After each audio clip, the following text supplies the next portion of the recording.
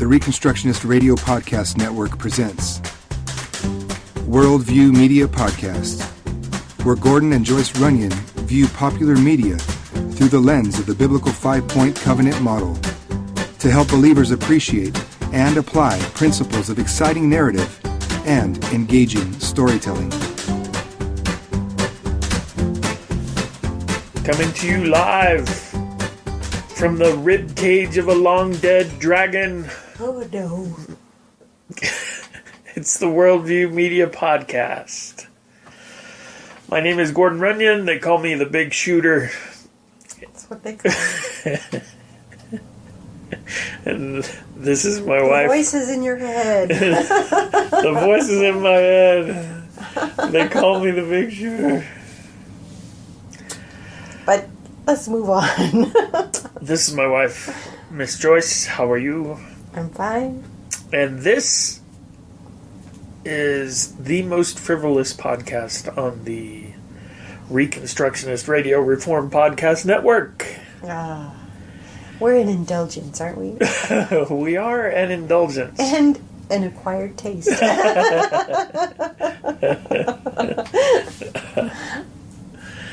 I don't think I'm an acquired taste. I think people either like me or hate me right off. It's almost like the Cowboys. Right. Okay. We are going to talk about the Netflix original series, The Defenders. Yeah.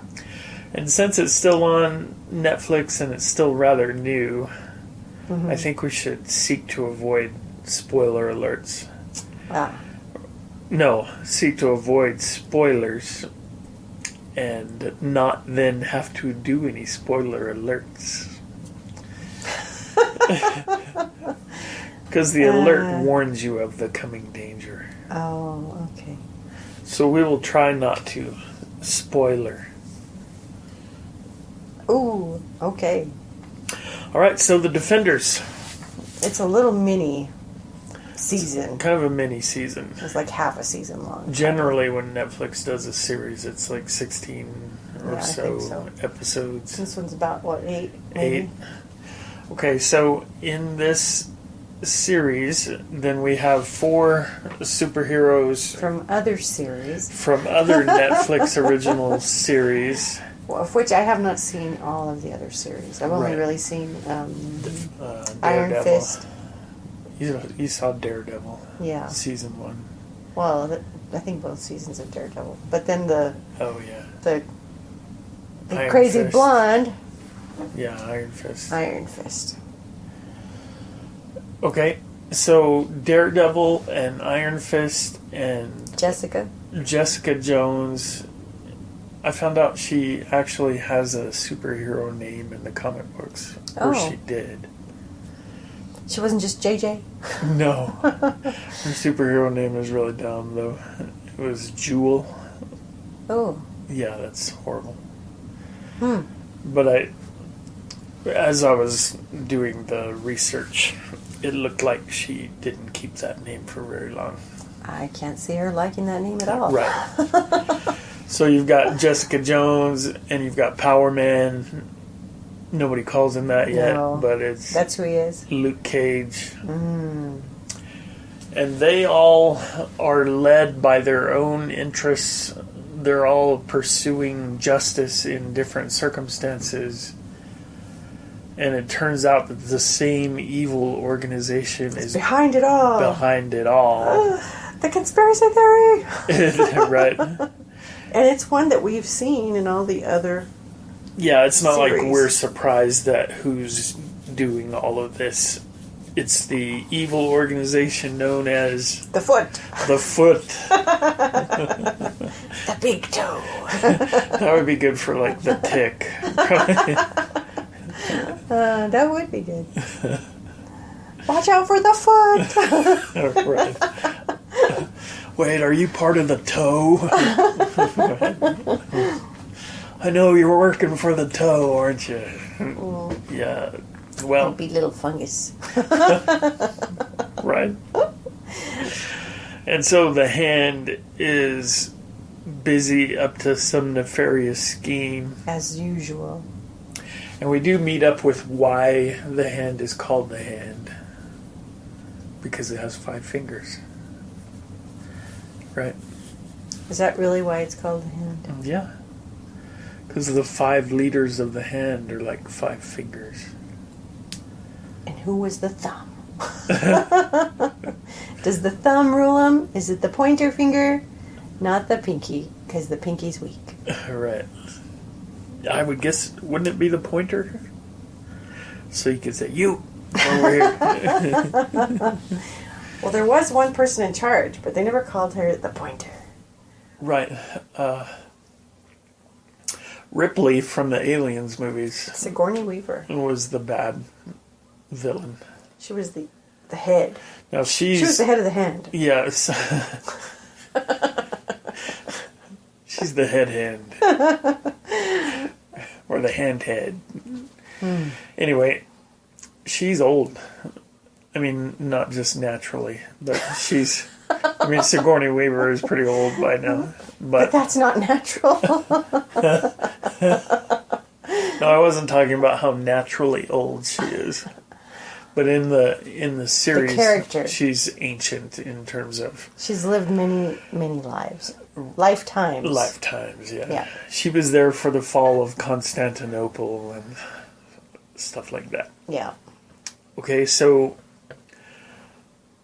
Man, I don't know how much of the plot to divulge. You have these 4 superheroes who come together to fight the hand. Well, yeah, you do. And there's... They come together from different means, so it's a different situation for each character Right. that pulls them into having to confront each other and find each other, and that takes a long time. It does. That takes forever.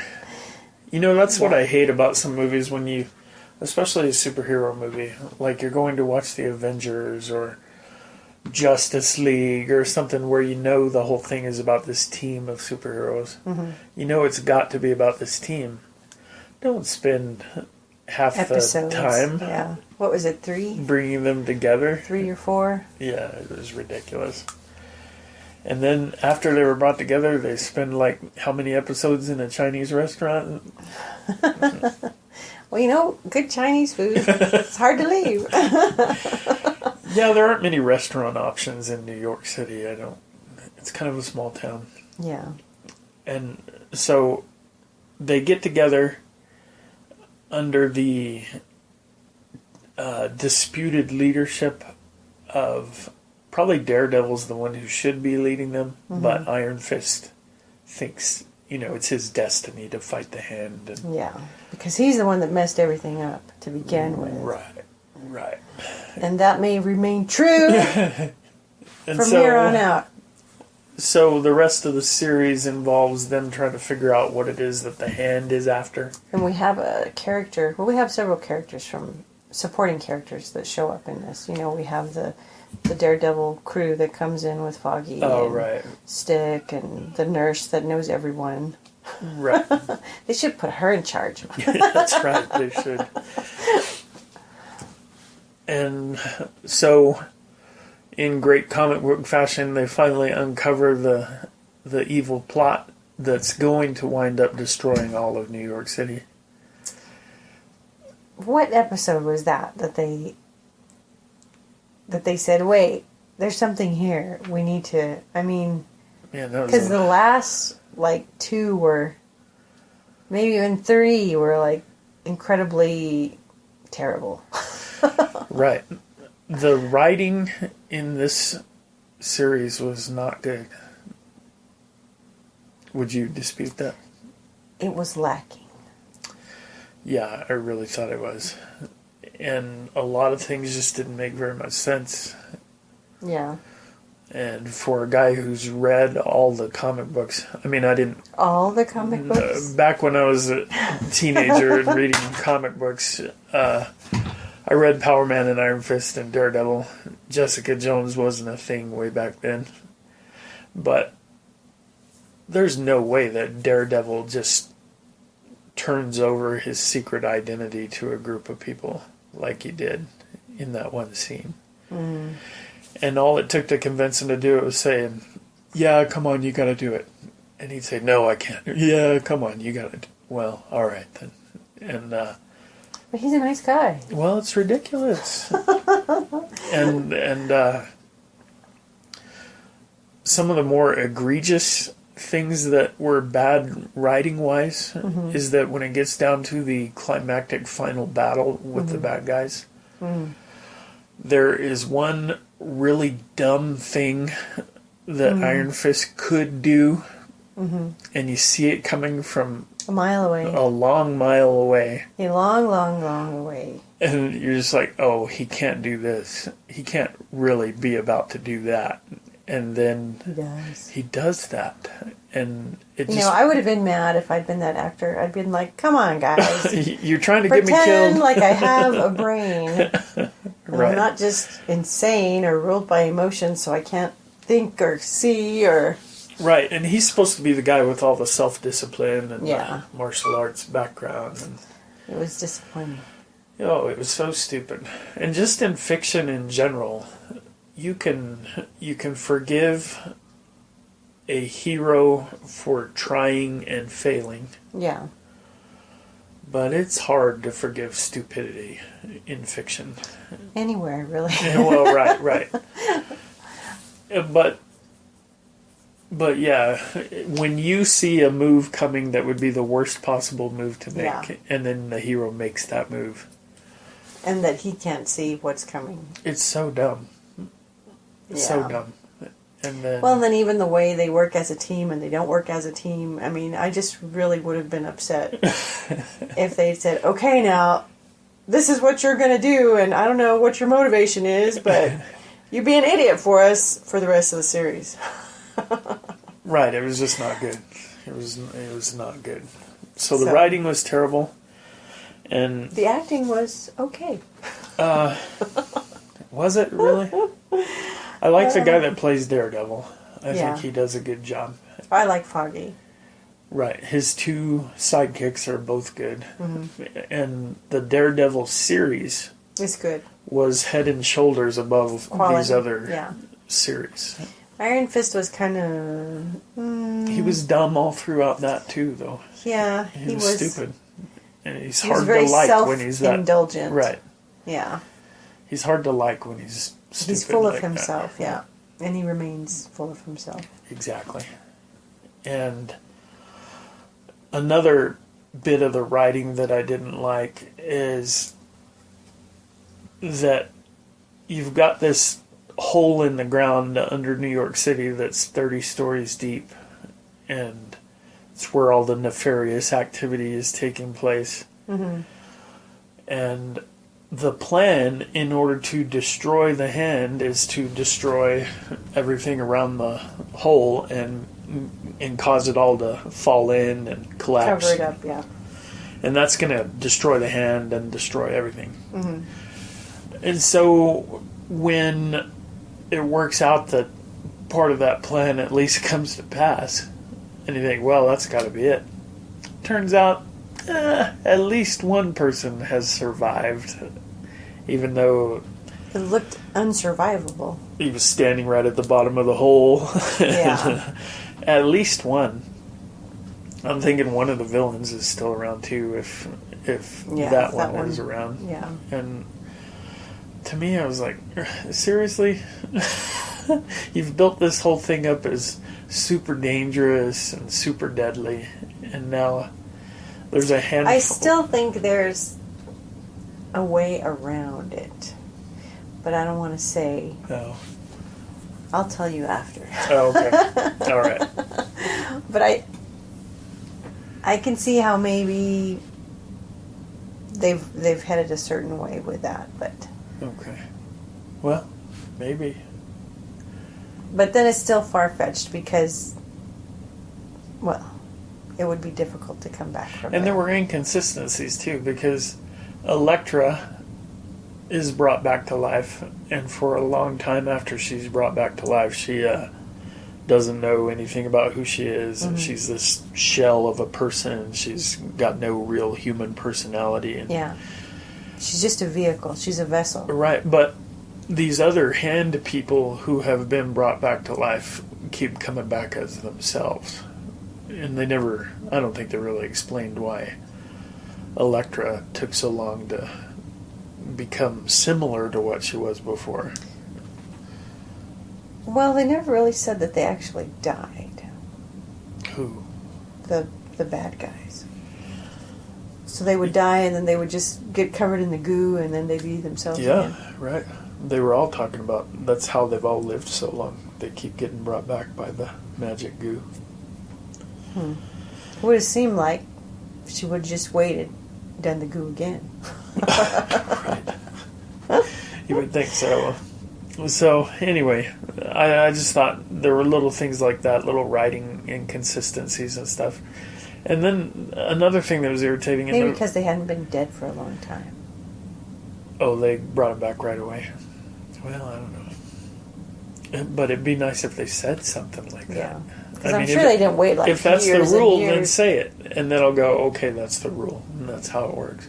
Well, I'm just guessing. Well, I know. I'm extrapolating That's here. a good guess. I give you credit. The other thing I didn't like, and this bothers me a lot, when you're watching a show on a non-network station where the rules are a little bit looser in terms of language and even partial nudity and stuff like that.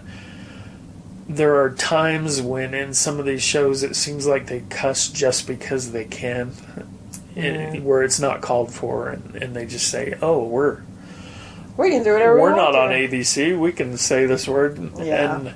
This expletive? Right. And in the first episode of The Defenders, there's no nudity, but there's a fairly graphic sex scene anyway, without there being nudity.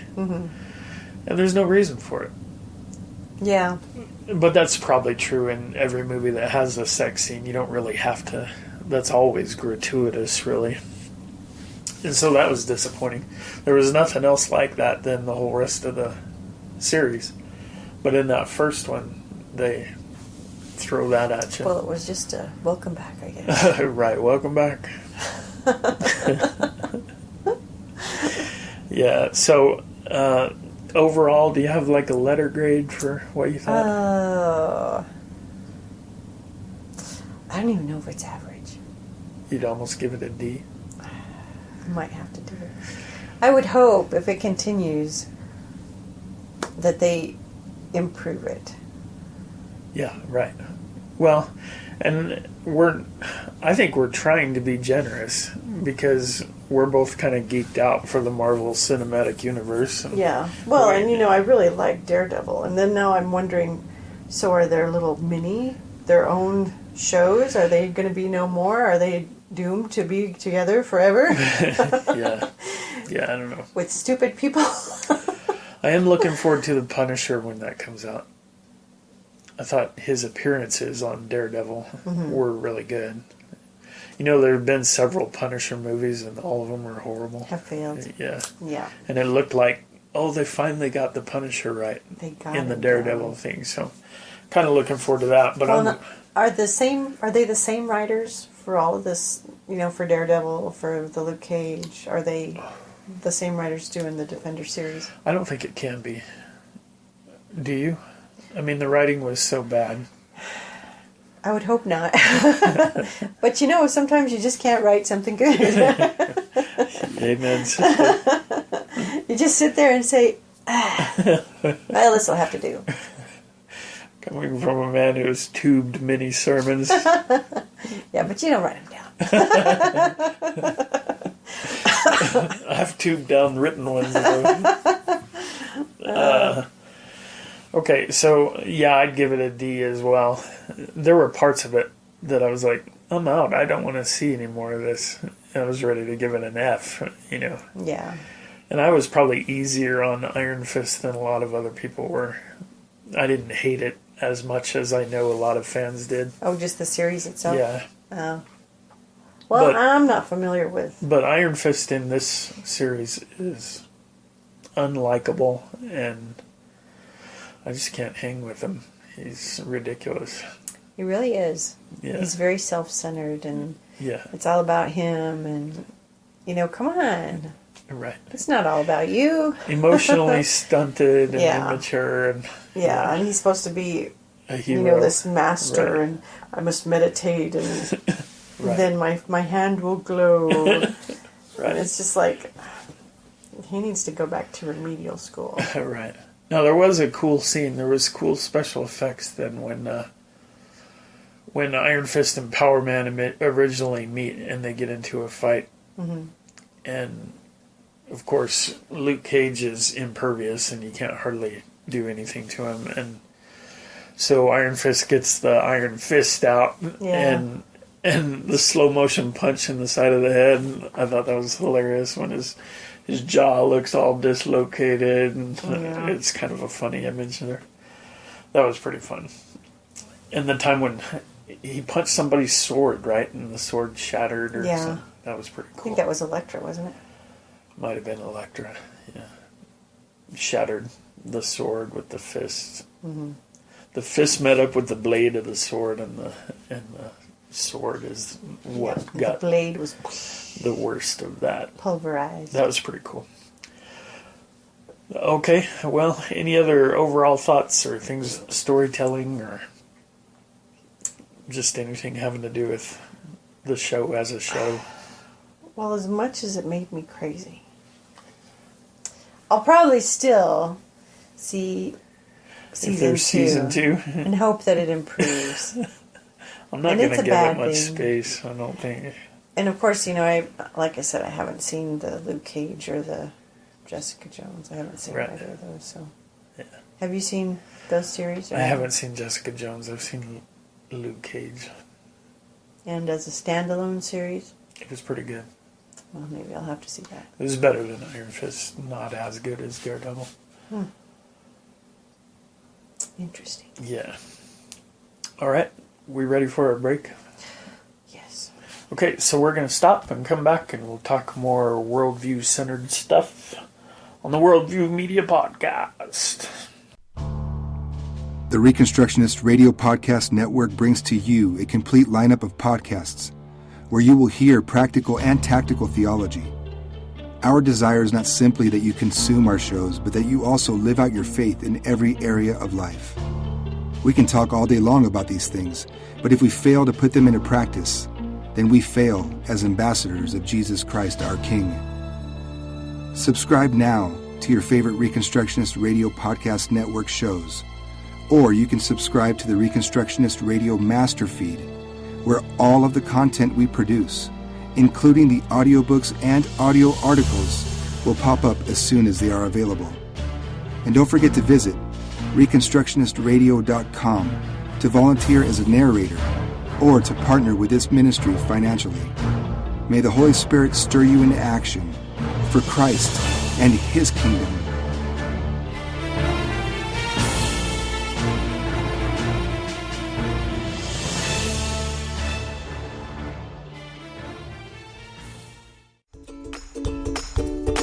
Are you interested in Christian education? Would you like to learn how to be a Christian teacher or how to run your very own Christian school with success? The GCS Apprenticeship Program can help. Learn more on our website at gcsapprenticeship.com.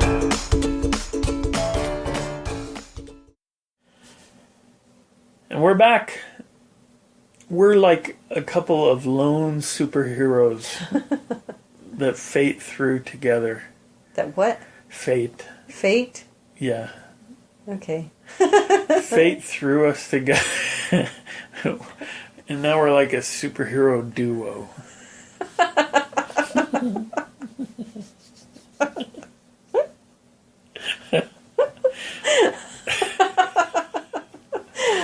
And who are you by chance? I'm the big shooter. Very good. Catwoman's already taken. I don't know what your name would be. Have to be Miss Meow. Miss Meow. That sounds more like a villain name, though. All right. So we're talking about the Defenders, and we're talking worldview here. Mm-hmm. The worldview continues in the same vein of Iron Fist, where it's all very Eastern mysticism and kind of comic book magic here and there. Well, but you do have Daredevil, who at least goes to church, because his friend is the priest guy. Daredevil, from his series, he's constantly racked by guilt and he's still kind of dealing with some of that. And you do see him in confessional at some point. And so the worldview is obviously kind of this Eastern mysticism thing, because all the Eastern magic really does work and all that here. Well, and then you have all the crazy hand stuff and living forever and... Right, or you keep getting brought back from the dead. Living forever. Right. So we want to talk more worldview stuff. It was interesting, even when the villains were talking about being raised from the dead. Mm-hmm. So do they ever get older? Yeah, I would think they would have to get older. How'd Madame Gao get to be but what about, so old? What was her name? The head. Ripley? Yeah, but that wasn't her name. I think she was like Elizabeth or Rebecca or... Well, my understanding is that as they go through a lifetime, they age normally, but then they die and then they get brought back at the same point. I don't see that happening. Because if she was around in the 1800s... Long before that. She didn't look like she'd been around for... But she keeps getting killed and brought back. That's still a long time. Oh, right. Okay, I see what you're saying. Well, I don't know. Seems flawed. Well, it joins a long list of flawed things then. Yeah. But anyway, back to... Anyway, so the worldview is magical, mystical. Now, when Ripley does talk about dying and why she wants to avoid dying and staying dead, I thought it was interesting. She described it as a terrible kind of nothingness, death, and that's why she wanted to avoid it. But it was obviously a conscious thing. Yeah, it wasn't just that she was nothing. Experiencing nothing. Aware of that. And it was horrifying to her, and so she didn't want to go back. I thought that was interesting. The conscious, it may not be the classic traditional version of hell, but it was torment, that she knew she didn't want to be in and wanted to avoid that by finding a way to stay alive forever. So that was interesting. There were other worldview things that I thought about. Did you have anything in mind, or what sorts of themes are preached in this series? So I have nothing in mind at the moment. I probably should have been thinking about this. That's what I'm thinking. Did this podcast sneak up on you? No. Well, okay, here's what I thought. I thought it was interesting, the Jessica Jones character, and how kind of her whole shtick is that she just can't be bothered to care about anything, and she's an alcoholic, and doesn't seem to be very responsible, and even when people come begging for her help, she's a private detective by trade, that she just doesn't feel like helping. It doesn't matter what their issue is or problem is, and she doesn't take it seriously. Right, and just doesn't care about people anymore, or if she ever did.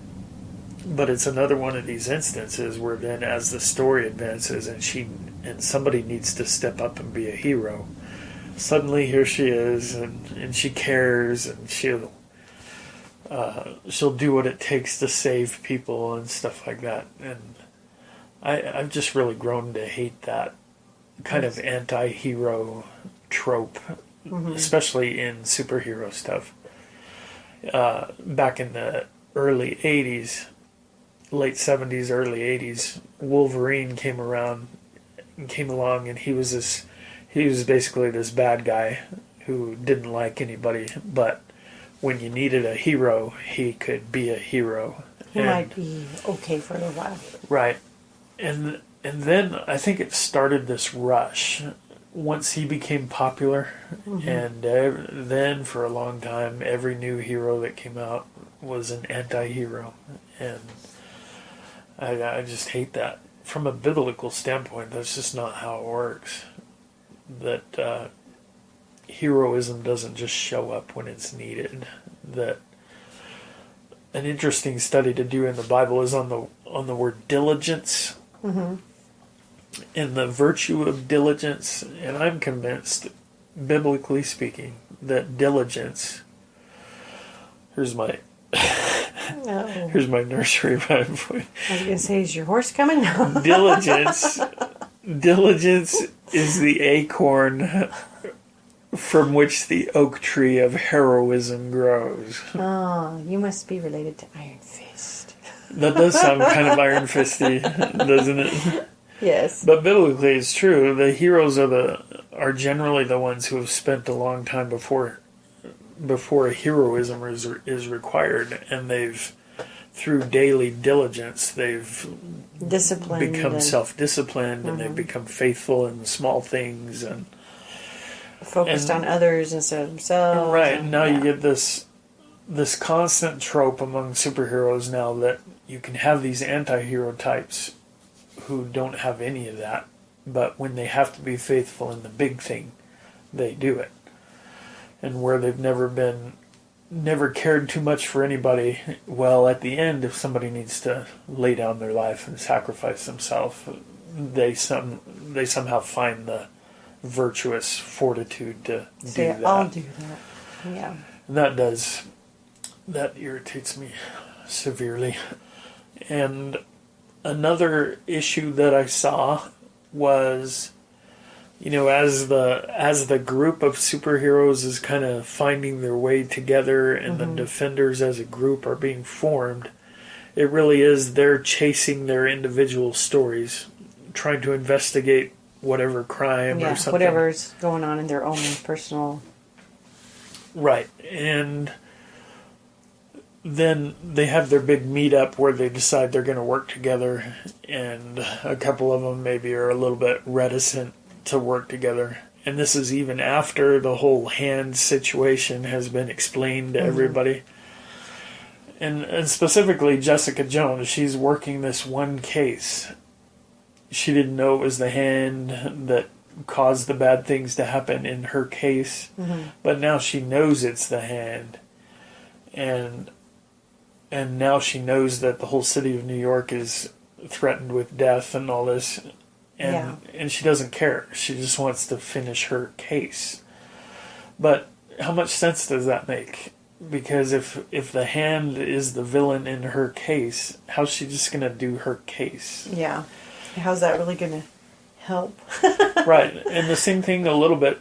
Luke Cage went through a little bit of that too. He was just interested in helping this one family and getting justice for this one family in Harlem. And, well, it's the hand again. Yeah. But he just kind of wants to... It's another finger. Right. Literally another finger of the hand. And he just wants to figure out how to still help this family. This one guy, yeah. And what it reminded me a little bit of was incrementalism in dealing with abortion versus an immediatism or abolition, where you almost see Luke Cage and Jessica Jones displaying kind of an incrementalist version of things. We'll just take care of this and that'll make it better. Right, this one little thing here, if I can fix this, it'll be better than it was before. But the whole hand is still there, and this organization that's wreaking all this havoc is still there.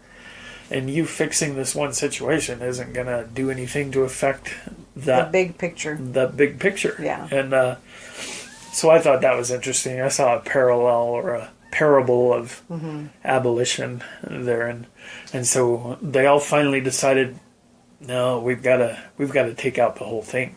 You can't just snip off branches here and there, or break off a finger.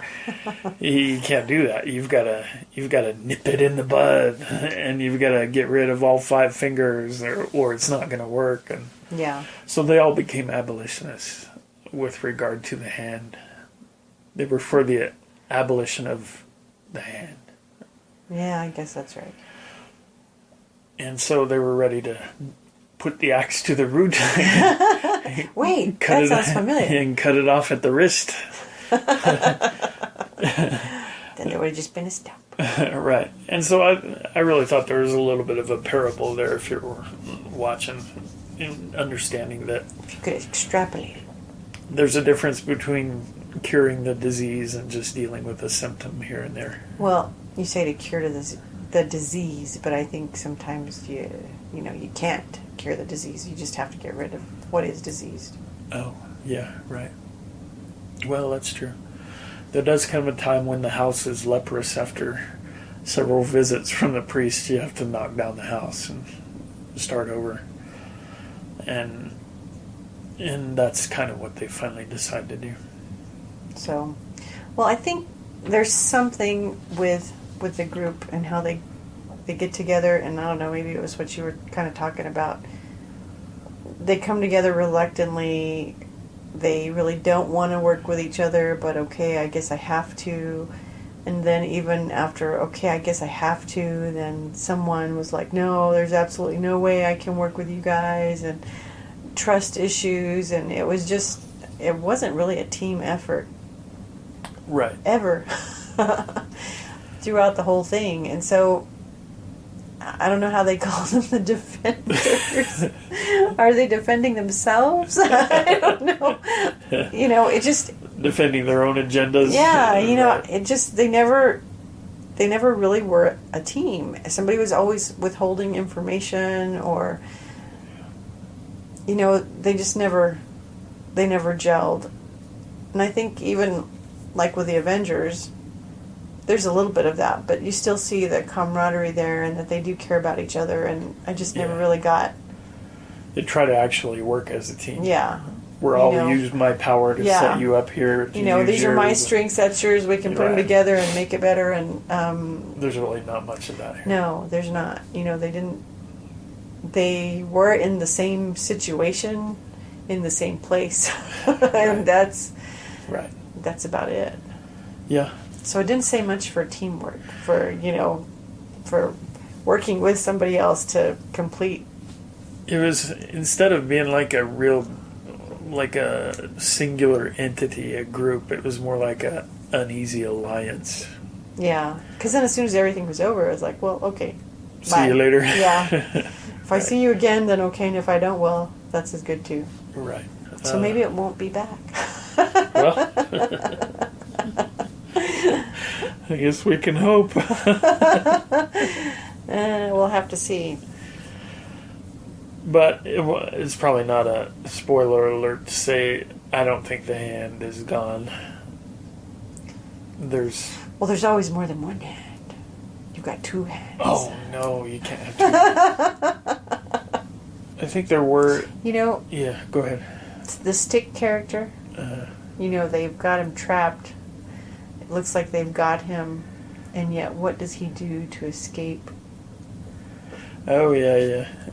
There's a time when Daredevil's friend Stick is captured and tied up and being tortured, and he decides when he gets his opportunity it's better to lose a part of his body than hang around in the bad place. Yeah. What are you willing to get rid of? Right. Did that remind you a little bit of the parable of Christ, where it's better for you to lose a hand than to enter full into hell? Yeah. Yeah, there was something about that. How much do you care about your cause, and what are you willing to sacrifice and leave behind? There was some of that in there.